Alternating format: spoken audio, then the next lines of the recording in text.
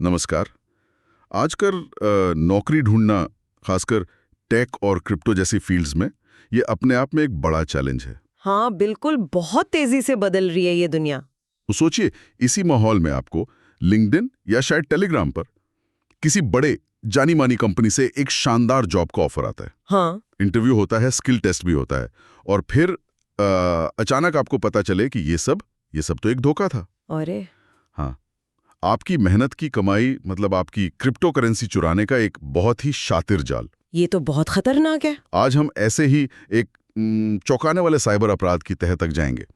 इसे नाम दिया गया है कंटेजियस इंटरव्यू। कंटेजियस इंटरव्यू, नाम ही अपने आप में काफी कुछ कहता है। हाँ, और हमारे पास कुछ साइबर सुरक्षा रिपोर्ट्स हैं, कुछ लेख हैं जो इस पे रोशनी डाल रहे हैं, और इसके तार कहीं ना कहीं उत्तर कोरिया से जुड़ते दिख रहे हैं। उत्तर कोरिया? अच्छा, ये सिर्फ हैकिंग की एक और कहानी नहीं है। ये ऑनलाइन दुनिया में विश्वास और सुरक्षा पर एक बहुत बड़ा सवाल खड़ा करती है। हाँ, ये कंटेजियस इंटरव्यू नाम वाकई दिलचस्प है। ये दिखाता है कि कैसे एक भरोसेमंद लगने वाली बातचीत, जैसे नौकरी का इंटरव्यू, वो असल में खतरनाक मैलवेयर फैलाने का जरिया बन सकती है। सही बात है। ये हैकर्स बहुत, आप कह सकते हैं, चालाकी से काम कर रहे हैं। वो लिंक्डइन, टेलीग्राम, ये जो प्लेटफॉर्म्स हैं जहां लोग प्रोफेशनल मौके ढूंढते हैं, हाँ, जहां सब एक्टिव होते हैं, बिल्कुल वहीं पर सक्रिय हैं। और वो खुद को किसी बड़ी इज्जतदार क्रिप्टो कंपनी का रिक्रूटर बताते हैं। मान लीजिए रिपल हो गया या क्रैकन, ऐसी कंपनियों का। अच्छा, मतलब ये किसी अनजान फर्जी कंपनी का नाम नहीं लेते, असली बड़ी कंपनियों का मुखौटा पहनते हैं। जी हाँ, बिल्कुल, यही तो उनकी पहली चाल है। ये तो भरोसे का सीधा सीधा गलत इस्तेमाल हुआ, क्योंकि अगर रिपल लैब से कोई मैसेज करे तो भाई ज्यादातर लोग तो उसे गंभीरता से ही लेंगे। बिल्कुल बिल्कुल, विश्वास जीतना पहला कदम है। वो सिर्फ नाम ही इस्तेमाल नहीं करते, कई बार तो वो पूरी प्रोफाइल ऐसी बनाते हैं जो बिल्कुल असली लगे। फिर शुरू होती है प्रक्रिया। वो उम्मीदवार से कहते हैं, ठीक है, पहला राउंड एक वर्चुअल इंटरव्यू का होगा। इसके लिए शायद वो कोई वीडियो कॉन्फ्रेंसिंग लिंक भेजें।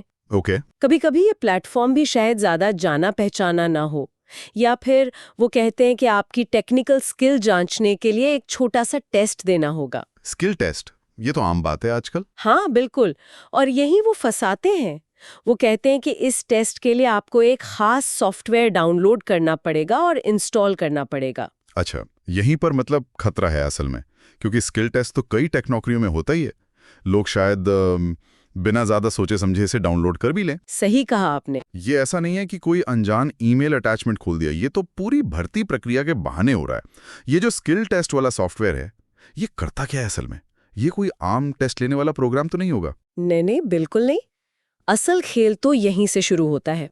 ये जो स्किल टेस्ट वाला सॉफ्टवेयर है, वो असल में यूं समझ लीजिए एक जासूस है। जासूस? हाँ, जैसे ही कोई भरोसे में आकर इसे अपने कंप्यूटर पर इंस्टॉल करता है, ये पीछे छिप कर अपना काम शुरू कर देता है। साइबर सुरक्षा वाले बताते हैं कि ये कई तरह से काम कर सकता है। जैसे? हो सकता है ये की लॉगिंग कर रहा हो, मतलब आप जो भी टाइप कर रहे हैं कीबोर्ड पर, ओह, उसे रिकॉर्ड कर रहा हो। इसमें आपके क्रिप्टो वॉलेट के पासवर्ड हो सकते हैं, रिकवरी फ्रेज हो सकते हैं, कुछ भी। अरे बाप रे। या फिर ये आपके क्लिपबोर्ड को हाईजैक कर लें।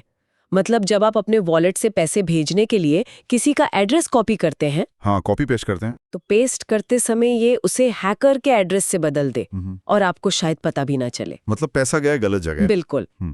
या फिर ये सीधे सीधे आपके सिस्टम में घुसकर क्रिप्टो वॉलेट से जुड़ी जो सेंसिटिव फाइलें होती हैं, प्राइवेट कीज होती हैं, उनको ढूंढकर चुराने की कोशिश करें। नतीजा क्या होता है? हैकर्स को आपके क्रिप्टो वॉलेट का पूरा कंट्रोल मिल जाता है। बाप रे। मतलब आपके इस सिस्टम का इस्तेमाल करके आपकी ही तिजोरी साफ कर दी जाती है, और ये सब नौकरी दिलाने के नाम पर। जी हाँ।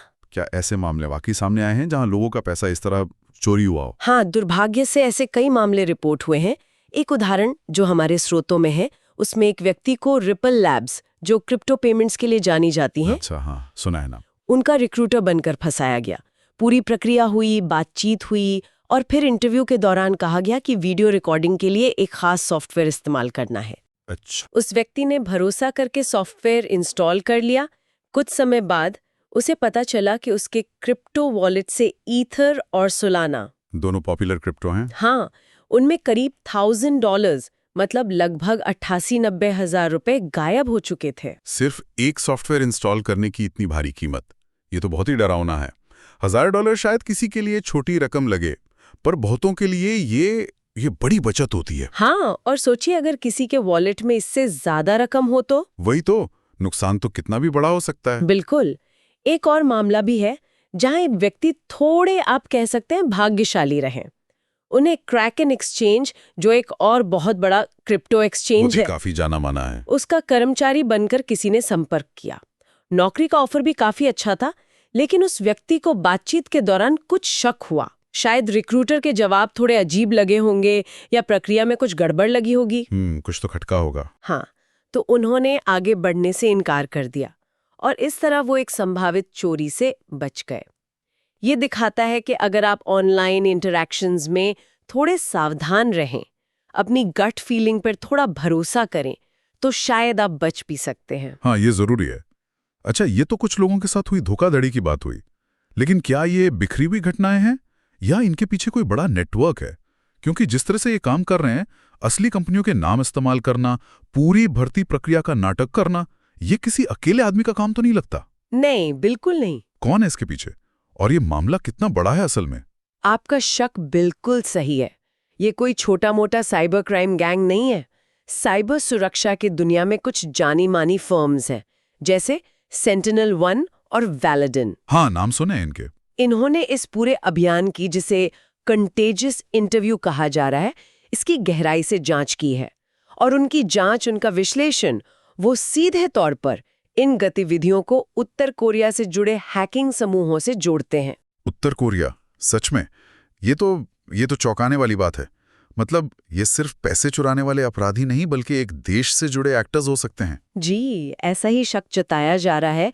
इन्हें अक्सर APT ग्रुप्स कहते हैं, एडवांस्ड पर्सिस्टेंट थ्रेट्स। हाँ, सुना है। यानी ऐसे समूह जो बहुत कुशल होते हैं, लंबे समय तक छिपे रह सकते हैं और अक्सर किसी न किसी देश की सरकार का उन्हें समर्थन होता है। और अगर ये उत्तर कोरिया है तो इसका पैमाना कितना बड़ा है? क्या ये कुछ $1000 की चोरियों तक ही सीमित है? पैमाने की बात करें तो आंकड़े होश उड़ाने वाले हैं। अनुमान ये है कि पिछले साल, सिर्फ एक साल में, उत्तर कोरिया से जुड़े हैकर्स ने दुनिया भर से क्रिप्टो करेंसी चुराकर $1.34 बिलियन से ज्यादा कमाए हैं। कितना? 1.34 बिलियन? हाँ, बिलियन डॉलर्स। भारतीय रुपयों में ये रकम करीब 11,100 करोड़ बनती है। 11,100 करोड़ एक साल में क्रिप्टो चोरी से? ये तो किसी छोटे देश के बजट जैसा आंकड़ा लग रहा है ना? ये छोटी मोटी चोरी नहीं है, ये एक बहुत बड़ा अंतर्राष्ट्रीय ऑपरेशन है। लेकिन सवाल ये है कि उत्तर कोरिया ऐसा क्यों करेगा? सिर्फ पैसे के लिए, या इसके पीछे कोई और बड़ा मकसद है? हाँ, यहीं पर यह मामला सिर्फ साइबर अपराध नहीं रहता, ये अंतर्राष्ट्रीय राजनीति और सुरक्षा का मुद्दा बन जाता है। विशेषज्ञों का और कई खुफिया रिपोर्ट्स का मानना है कि चोरी की गई इस भारी भरकम क्रिप्टो करेंसी का इस्तेमाल सीधे प्योंगयांग यानी उत्तर कोरिया की सरकार हाँ, अपने प्रतिबंधित हथियार कार्यक्रमों को फंड करने के लिए करती है, जैसे उनके मिसाइल प्रोग्राम हो गए या परमाणु हथियार बनाने के कार्यक्रम। ओह, क्योंकि उत्तर कोरिया पर कई तरह के अंतर्राष्ट्रीय प्रतिबंध लगे हुए हैं, तो उनके लिए पारंपरिक बैंकिंग सिस्टम से पैसा जुटाना या भेजना बहुत मुश्किल है। हाँ, ये तो है। क्रिप्टो करेंसी उन्हें इन प्रतिबंधों को बाईपास करने का और अपनी गतिविधियों के लिए फंड जुटाने का एक रास्ता देती है। तो इसका मतलब ये हुआ कि जो लोग नौकरी के झांसे में आकर अपनी क्रिप्टो गंवा रहे हैं, उनका पैसा अनजाने में ही सही, वो दुनिया के लिए खतरनाक समझे जाने वाले हथियार कार्यक्रमों में लग रहा है। जी, ऐसी ही आशंका जताई जा रही है। ये तो बहुत ही गंभीर बात है। और जैसा हमारे स्रोत बता रहे हैं, ये हैकर्स किसी खास तरह के लोगों को ही निशाना नहीं बना रहे हैं। ऐसा नहीं कि सिर्फ क्रिप्टो के बड़े एक्सपर्ट्स ही टारगेट हों। हाँ, ये बात भी ध्यान देने वाली है। उनकी रणनीति काफी व्यापक है। वो सॉफ्टवेयर डेवलपर्स यानी कोडर्स को, कंपनी के बड़े अधिकारियों को, एग्जीक्यूटिव्स को, सलाहकार, कंसल्टेंट्स, मार्केटिंग प्रोफेशनल्स, मतलब हर तरह के लोगों को निशाना बना रहे हैं जो क्रिप्टो या टेक स्पेस में काम करते हैं या करना चाहते हैं। अच्छा, मतलब दायरा काफी बड़ा है। हाँ, और उनका तरीका बहुत पर्सनल होता है।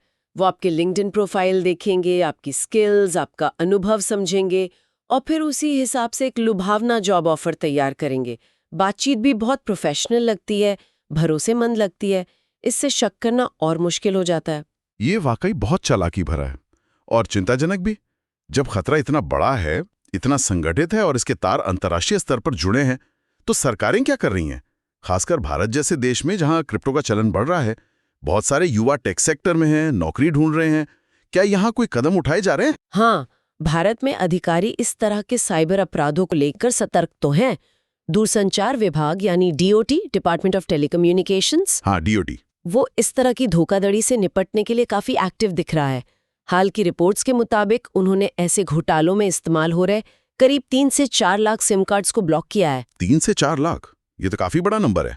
हाँ, और वो अब आर्टिफिशियल इंटेलिजेंस मतलब एआई पर आधारित सिस्टम का इस्तेमाल कर रहे हैं। अच्छा, एआई का इस्तेमाल कैसे? ये सिस्टम्स संदिग्ध पैटर्न वाली कॉल्स या मैसेजिंग गतिविधियों को पहचानने में मदद करते हैं। मतलब ये बड़ी मात्रा में डेटा का विश्लेषण करके धोखाधड़ी वाले नंबर्स को पहचानते हैं, जिन्हें फिर रोजाना डिस्कनेक्ट किया जा रहा है। अच्छा, मतलब तकनीक के जरिए ही तकनीक से होने वाले अपराध को रोकने की कोशिश। एआई का इस्तेमाल यहाँ दिलचस्प है, लेकिन क्या सिम ब्लॉक करना काफी है? हैकर्स तो नए सिम आसानी से ले सकते हैं, है ना? ये एक अच्छा सवाल है और ये चुनौती भी दिखाता है। सिम ब्लॉक करना एक कदम जरूर है, लेकिन ये अपने आप में पूरा समाधान नहीं है। वही तो। इसीलिए जागरूकता फैलाना भी बहुत जरूरी है। भारत सरकार का भारतीय साइबर अपराध समन्वय केंद्र है I4C। हाँ, I4C।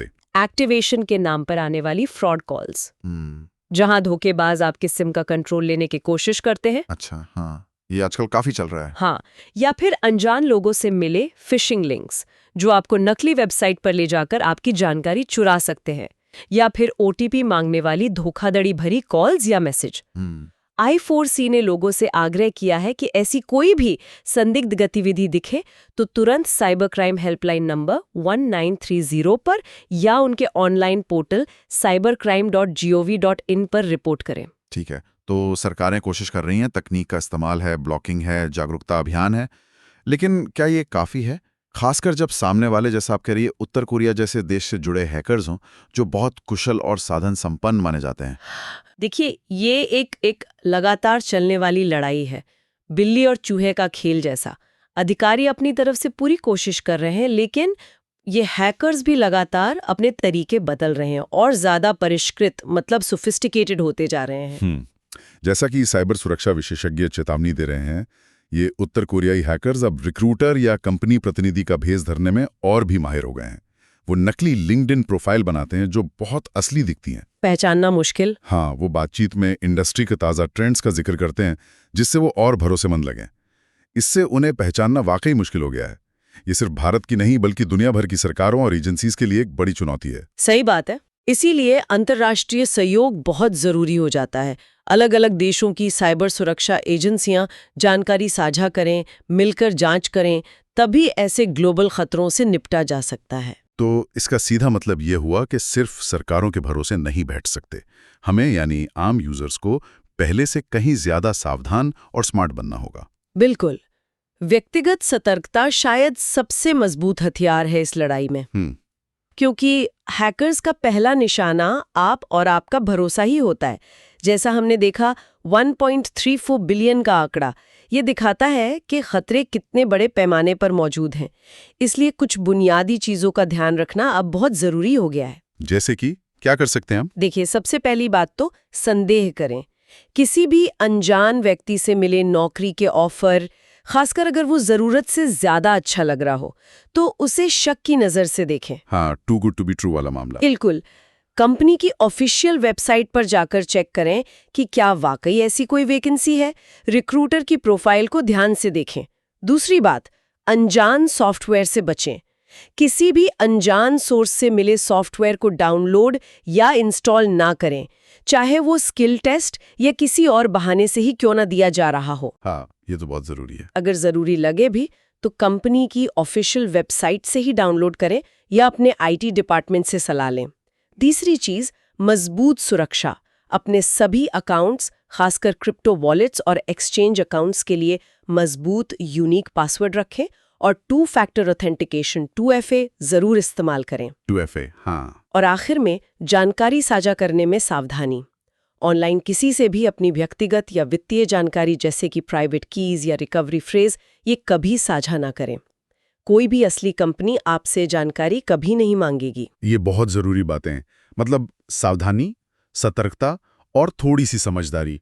तो अगर हम आज की इस पूरी बातचीत को समेटें तो तस्वीर ये बनती है कि कंटेजियस इंटरव्यू नाम को एक बेहद शातिर साइबर घोटाला चल रहा है। हाँ। इसके पीछे उत्तर कोरिया से जुड़े हैकर्स का हाथ होने का शक है। ये लोग क्रिप्टो या टेक इंडस्ट्री में नौकरी ढूंढ रहे लोगों को निशाना बना रहे हैं। बिल्कुल। वो असली कंपनियों के रिक्रूटर बनकर संपर्क करते हैं, एक भरोसेमंद भर्ती प्रक्रिया का नाटक करते हैं और फिर स्किल टेस्ट या इंटरव्यू के बहाने खतरनाक सॉफ्टवेयर इंस्टॉल करवा देते हैं। जी। इस सॉफ्टवेयर के जरिए वो पीड़ित के क्रिप्टो वॉलेट तक पहुंच जाते हैं और उनकी डिजिटल संपत्ति उड़ा लेते हैं। ये चोरी सिर्फ व्यक्तिगत नुकसान नहीं है, बल्कि अरबों डॉलर का अंतर्राष्ट्रीय गोरख धंधा है। हाँ, बहुत बड़ा। और आशंका है कि इस पैसे का इस्तेमाल उत्तर कोरिया अपने हथियार कार्यक्रमों के लिए कर रहा है, जो कि बहुत चिंता की बात है। हाँ, भारत सरकार सिम ब्लॉक करने और एआई जैसी तकनीक से इससे लड़ने की कोशिश कर रही है, लेकिन इन बदलते खतरों के सामने व्यक्तिगत जागरूकता और सावधानी सबसे बड़ा बचाव है। हाँ, और ये याद रखना भी जरूरी है कि साइबर खतरे कभी एक जैसे नहीं रहते। वो लगातार विकसित होते हैं, नए नए रूप धरते हैं। आज ये नौकरी का झांसा है, कल शायद सोशल इंजीनियरिंग का कोई और तरीका होगा। सही बात है। इसलिए ऑनलाइन दुनिया में हर कदम पे थोड़ा संदेह रखना, अपनी डिजिटल पहचान और संपत्ति की सुरक्षा के लिए मजबूत कदम उठाना और जानकारी को वेरीफाई करने की आदत डालना, ये अब पहले से कहीं ज्यादा जरूरी हो गया है। ये सिर्फ क्रिप्टो की बात नहीं, हमारी पूरी डिजिटल जिंदगी की सुरक्षा का सवाल है। बिल्कुल सही कहा। और जाते जाते एक सवाल सोचने के लिए छोड़ जाते हैं। हाँ, जरूर। ये जो रणनीति है, किसी भरोसेमंद भूमिका का मुखौटा पहनकर, जैसे रिक्रूटर, बैंक कर्मचारी, सरकारी अफसर, जानकारी या एक्सेस चुराना, क्या ये सिर्फ क्रिप्टो तक ही सीमित रहेगी? या यही तरीका दूसरे उद्योगों में, शायद फाइनेंस में, हेल्थ केयर में या सरकारी विभागों में भी इस्तेमाल हो सकता है? या शायद हो भी रहा होगा। सोचने वाली बात है। और हम सब मिलकर अपनी डिजिटल इंट्यूशन, मतलब ऑनलाइन खतरों को जल्दी भांपने की अपनी अंदरूनी समझ, उसको कैसे और बेहतर बना सकते हैं, ताकि ऐसे शातिर और पर्सनलाइज्ड हमलों को हम शुरुआत में ही पहचान कर नाकाम कर सकें। इस पर जरूर सोचिएगा।